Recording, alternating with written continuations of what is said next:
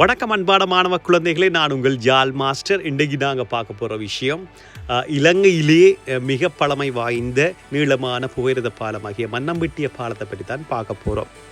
இந்த மன்னம்பிட்டிய பாலம் பார்த்தீங்கன்னு சொன்னால் மாணவ குழந்தைகளே, பிரித்தானியருடைய காட்சி கால பகுதிகளில் ஒரு தோற்றம் பெற்ற ஒரு முக்கியமான ஒரு கட்டுமான அமைப்பாக காணப்படுகின்ற அதே சமயத்தில் இந்த மன்னம்பிட்டிய பாலம் பார்த்தீங்கன்னு சொன்னால் மாணவ குழந்தைகளே, பொலனறுவை மாவட்டத்திற்குரிய ஒரு முக்கியமான ரயில்கள் வந்து செல்லுகின்ற ஒரு நிலையமாக இது காணப்படுகின்றது.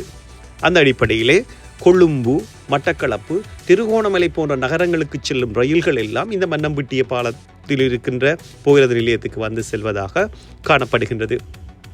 இந்த மன்னம்பிட்டிய பாலம் அமைந்திருக்கின்ற பகுதிகளில் பார்த்தீங்கன்னு சொன்னால் இயற்கை அம்சமாக மின்னேறிய தேசிய வனம், கழுவோயா காப்பகம் போன்றவை அமைந்துள்ளமையும் மேலும் சிறப்பம்சமாக உள்ளது.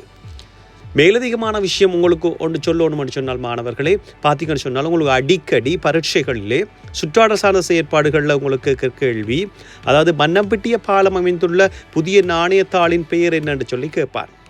அதற்கான விட பார்த்தீங்கன்னு சொன்னால் நான் இந்த பிக்சரில் காட்டியிருக்கிறேன். ரூபாய் 50 நாணயத்தாளில் தான் இந்த இலங்கையினுடைய மிக நீளமான புகையிரத பாலமாகிய மன்னம்பிட்டிய பாலம் அமைந்து காணப்படுகின்றது. எனவே இந்த மன்னம்பிட்டிய பாலம் அமைந்துள்ள புதிய நாணயத்தாளின் பெயர் கேட்டால் ரூபாய் 50 நாணயத்தாள் என்பது சரியான விடையாக இருக்கும். எனவே இயற்கை அம்சமும் பாரம்பரியம் மிக்க மன்னம்பிட்டிய பாலம் பற்றி இன்றைக்கு பார்த்துருக்கோம். மற்றும் ஒரு முக்கியமான ஒரு விஷயத்தோடு நான் சந்திக்கும் வரை நான் உங்கள் ஜால் மாஸ்டர். தேங்க்யூ.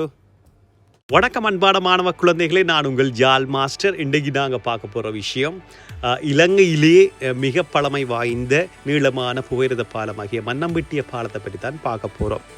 இந்த மன்னம்பிட்டிய பாலம் பார்த்தீங்கன்னு சொன்னால் மாணவ குழந்தைகளே, பிரித்தானியருடைய காட்சி கால பகுதிகளில் ஒரு தோற்றம் பெற்ற ஒரு முக்கியமான ஒரு கட்டுமான அமைப்பாக காணப்படுகின்ற அதே சமயத்தில் இந்த மன்னம்பிட்டிய பாலம் பார்த்தீங்கன்னு சொன்னால் மாணவ குழந்தைகளே, பொலனறுவை மாவட்டத்திற்குரிய ஒரு முக்கியமான ரயில்கள் வந்து செல்லுகின்ற ஒரு நிலையமாக இது காணப்படுகின்றது. அந்த அடிப்படையிலே கொழும்பு, மட்டக்களப்பு, திருகோணமலை போன்ற நகரங்களுக்கு செல்லும் ரயில்கள் எல்லாம் இந்த மன்னம்பிட்டிய பாலத்தில் இருக்கின்ற புகையிரத நிலையத்துக்கு வந்து செல்வதாக காணப்படுகின்றது.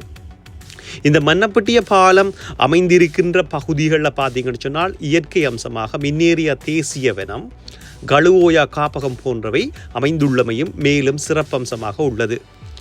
மேலதிகமான விஷயம் உங்களுக்கு ஒன்று சொல்லணும்னு சொன்னால் மாணவர்களே, பார்த்தீங்கன்னு சொன்னால் உங்களுக்கு அடிக்கடி பரீட்சைகளிலே சுற்றாடல் சார்ந்த செயற்பாடுகளில் உங்களுக்கு கேள்வி, அதாவது மன்னம்பிட்டிய பாலம் அமைந்துள்ள புதிய நாணயத்தாளின் பெயர் என்னன்னு சொல்லி கேட்பார்.